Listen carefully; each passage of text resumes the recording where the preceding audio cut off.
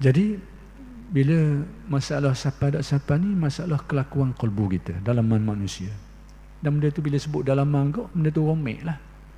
Sebab benda dalaman ni bukan saja sesuatu yang bersifat kerohanian ni, sesuatu yang bersifat zahir pun payah dah kalau melibatkan benda dalam-dalam ni. Penyakit kita ni kalau kudis mudah nampak. Kalau panas ke, paruk ke, kudis ke, luka ke, nampak lalu. Tapi kalau nyakit-nyakit dalam ni, jenis tak ada apa nampak ni. Hanya kita cang dengan tanda-tanda, darah tinggi ke, kecil manis ke, tak nampak depan mata ni. Tu romek sikit.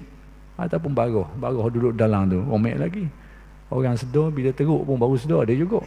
Kadang-kadang bila dah meninggal baru tahu penyakitnya, kadang-kadang boleh jadi belaka. Kenapa? Kerana hak dalam ni memang romek selalu. Maka demikian juga hal-hal yang berkaitan dengan isu-isu yang dibahaskan oleh ulama tasawuf ni, yang melibatkan hal-hal dalam manusia ni, benda tu lebih romek lagi lah. Maka Syekh Ibn Atta nak beritahu alamat-alamat dia, supaya menjadi pedoman kepada kita ni, dan juga supaya tak mudahlah orang mengaku lebih-lebih kurang. Baik. Jadi seperti yang saya kata tadi tu, nak beritahu dulu masalah kedudukan manusia ni. Hak kata siapa ni boleh katakan orang yang mencapai satu kedudukan yang kita boleh sebut sebagai sangat dekat dengan Allah lah. Dan kedudukan orang siapa ni pun berbeza-beza. Macam kita kot lah bandingannya. Siapa ke Kuala Terengganu, Kuala Terengganu ni luas lagi. Siapa masuk kawasan dia tu, lepas dia Bukit Payung, Kuala Terengganu dah orang panggil. Tapi padahal dia baru pinggir bandar baru. Siapa ke Bekas Pelang, siapa kat dah tu. Tapi tak sampai pusat bandar lagi. Maka demikian juga istilah siapa dalam tasawuf ni. Dia banyak marhalah dia, banyak tingkatan dia. Jadi Syekh Ibn Atta nak beritahu orang yang dikatakan hak siapa sungguh ni, dekat sungguh dengan Allah Ta'ala ni, apa tanda dia, apa alamat dia. Sini Syekh kata, antara tanda bahawa seseorang tu belum benar-benar dekat dalam pencapaian dia tu, maksudnya sampai dia tu tak betul-betul sampai ke tempat yang dikehendaki. Mungkin sampai separuh tu sampailah separuh, tapi tak sampai ke tempat yang betul-betul dikehendaki tu. Baik, antara tandanya dia kata, iaitu ada timbul keinginan hati seseorang tu, keinginan hati, kecenderungan hati, kemauan hati, supaya keinginan hati supaya sesuatu yang lain daripada Allah Ta'ala tu supaya kekal berterusan, tak hilang. Sekalipun benda tu benda molek, benda baik. Contohnya macam mana? Sudah kita bahaskan sebelum ini berkenaan dengan warid. Warid ni adalah hasil daripada amalan-amalan yang dibuat oleh seseorang. Ibadah-ibadah, amalan-amalan yang dibuat dengan tekun, dengan ikhlas, dengan istiqamah, dengan ada panduan guru-gurunya lagi. Walidnya kalau dia beramal ni, melaksanakan agama dengan pedoman-pedoman ni, dia akan dengan kurnia Allah, dia akan dapat warid, natijah dia, hasil dia. Banyaklah jenis-jenis warid ni. Antaranya diberi kerenang, rasa ringan nak buat ibadah, rasa lazat ketika kita berzikir, berbuat ibadah kepada Allah. Yang sebelum tu kita tak rasa gitu. Kadang-kadang rasa khusyuk dalam ibadah ni. Kadang-kadang diberikan kefahaman yang mendalam, yang sebelum tu dia rasa tak nak faham gitu, tiba-tiba jadi mudah faham, mendalam pula faham dia tu, yang mungkin sebelum ni dia tak pernah merasai dapat faham seperti itu kadang-kadang. Dan banyak lagi lah betul-betul yang lain waridat ni. Jadi benda tu bukan benda tak molek, benda molek. Allah Ta'ala beri kita khusyuk, menyebabkan kita rasa ibadah kita rasa lazat. Allah Ta'ala beri kepada keyakinan sehingga kepayahan, kesusahan jadi ringan pada kita. Dia beri keyakinan, dia beri kefahaman. Hak payah-payah yang sebelum ni kita tak nak ada, kita mungkin gelisah, mungkin kita putus asa, sekarang tak dah. Sebab apa? Dia beri keyakinan, dia beri kefahaman. Masa-masa yang berat-berat pun jadi ringan, tidak mempengaruhi lagi. Itu antara kesan-kesan waridan. Jadi sekarang benda tu baik. Tapi Syekh Ibn Atta nak kata, kalau kita ada kecenderungan supaya, keinginan supaya benda-benda tu supaya kekal dengan kita lah, sebab kita sayang, sebab sedap benda tu, itu alamat kata Syekh, tak sampai ke pusat lagi. Kalau bandar kau, tak sampai ke tengah bandar lagi. Mungkin sampai baru sampai ke Pelang baru. Ataupun sampai ke Bukit Payung baru. Tak sampai tengah bandar lagi. Bila masuk dah kawasan dia tu, jangan tidak masuk lagi ni. Ni bukan duduk Kuala Berang ni, ni duduk bandar dah ni. Cuma tak sampai tengah bandar lagi bandingannya begitu. Itulah kata. Bila kita ada keinginan supaya apa yang dikurniakan itu supaya sebab kita rasa suka benda tu. Dengannya lah kita rasa berharga, kita rasa kebahagiaan, keyakinan. Itu benda bagus. Dengan khusyuknya hati kita dapat merasai itu. Tapi kita sayang benda tu supaya jangan hilang. Bila ada waktu tu alamak bahawa seseorang tu dok sampai ke pusat dia lagi, dok sampai tengah molek lagi. Maksudnya dia dah sampai lah sebahagiannya, tapi dok sampai kepada kalau bandar kok pusat bandar. Dok sampai ke tengah-tengah molek lagi. Dalam masalah makrifat kok dia belum mencapai hakikat sampai dia tu. Mungkin sampai pada sebahagian tertentu saja. Itu maksudnya. Jadi bagi orang-orang yang ada keinginan untuk lebih maju, dia kena fahamlah benda-benda macam ni. Dia kena faham bahawa kadang-kadang ada juga kita rasa macam sesetengah orang mengalami pengalaman tadi tu, keasyikan dia beribadah, tiba-tiba sampai satu masa kadang-kadang dia hilang sementara. Di ahwal ni, perasaan-perasaan tadi tu dalam dunia tasawuf, dalam ilmu tasawuf, orang panggil ahwal. Ahwal ni maksudnya dia mari dan hilang. Tu mari pula, hilang pula. Itu sifat dia, perangai dia, kelakuan dia tu. Dan masa lazat ibadah, lepas tu rasa lawa pula. Beriadah lagi, amal lagi, sampai masa mari pula. Kadang-kadang lama, sebulan rasa kemanisan tu, 2 bulan, kadang-kadang sekejap je, 2 hari je, 2 hari, lepas tu hilang. Kadang-kadang lama, kadang setahun dia rasa dia hilang. Itu memang tabi'i dia, sifat dia. Mungkin ada orang tanya, mari mana benda gini ni, mari mana benda gini ni. Ulama tasawuf kalau dia cakap tak kosong, ada tempat pijak dia, ada tempat sandaran dia, ada dalil dia. Kita kena faham. Sebagaimana ulama-ulama fiqh bila mereka ni beri fatwa hukum dan kitab-kitab mereka tu sekalipun tidak kabur ayat ni dalil tu dalil ni, tapi orang yang mahir tentang ilmu tu ilmu fiqh ni, dia tahulah ayat mana.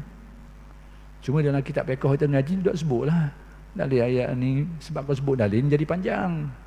Kalau kita nak mengajar, kita nak belajar, nak ambil wuduk, sepatutnya kita boleh faham dalam masa sehari je, setahun tak faham lagi. Kita tengok dalil-dalil ni. Jadi ulama memperekahkan benda tu, maka tidak disebut dalil-dalil ni, dia buang dalil Quran hadis ni, tapi dia ambil buah saja supaya senang kita mengaji. Belajar dalam 5 minit, dalam setengah jam tahu dah, bukan setengah jam, 10 minit je tahu dah cara nak ambil wuduk. Itu tujuan. Maka tasawuf pun macam tu juga. Kitab-kitab mereka ni, mereka sebut buah-buah dia tu, tapi buah-buah mereka sebut tu adalah pokok dia tu, ada dalil dia, ada hujah-hujah dia, cuma tak sebut tu panjang. Kalau sebut pun sebut sikit-sikit je. Nak kabarnya dalil. Jadi kalau macam saya kata tadi tu, adanya ahwal, adanya satu perasaan, dan perasaan ni datang dan pergi. Bagaimana kadang-kadang ada orang jenis nakal tanya, nak tahu ni mereka ke mana ni. Baik, saya nak beritahu, benda ni berlaku di zaman Nabi lagi, bukan zaman-zaman kemudian, di zaman Nabi pun berlaku. Antara dalil yang berkait dengan benda ni ialah kisah Hanzalah Al-Usayyidi. Hanzalah Al-Usayyidi ni dia mari jumpa dengan Sayyidina Abu Bakar. Dia mengadu. Nafaqah Hanzalah, dia kata. Diri dia lah, Hanzalah lah, sahabat Nabi ni. Nafaqah Hanzalah. Hanzalah ni, yang aku ni munafik, dia kata. Dia rasa macam tu. Aku ni dah munafik, dia kata. Sayyidina Abu Bakar bila dengar gitu, kejut lah macam mana. Orang sahabat Nabi yang rapat dengan Nabi ni, merupakan sahabat-sahabat Nabi yang dikenali ni, orang yang kira sahabat besar lah. Tiba-tiba dia rasa dia munafik. Apa benda hal ni? Apa benda ceritanya? Dia pun cerita.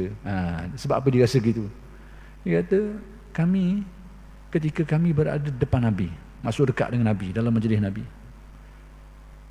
apa-apa yang Nabi beritahu tu sangat terasa keyakinannya tu, sehingga digambarkan kana ra'yal ain, seperti tengok depan mata.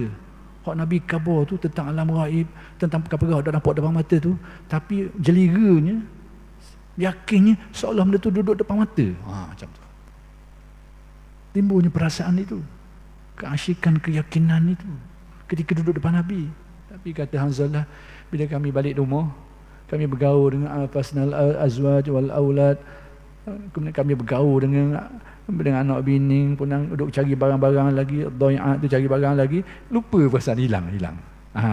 Masa duduk majlis Nabi tu terasa. Balik rumah, duduk main sibuk tadi lah dengan urusan keluarga ni, perasaan tadi hilang. Hanzalah Bila dia rasa hilang, dia merasakan diri macam munafik. Depan Nabi berasa, belakang Nabi tak berasa sekarang. Jadi dia merasakan sebenarnya tak macam tu. Ini tradisi sahabat. Tradisi sahabat, kalau dia buat salah sikit je, dia rasa besar salah dia tu. Ni tak salah langsung dia ni. Tapi dia rasa diri macam munafik. Ini jiwa mukmin macam ni. Lawang dia kau, terbaliklah hak lawang dia tu. Dalam gonggong. Tapi berasa bukan main. Lebih daripada orang belaka. Ni masalah terbalik dia tu.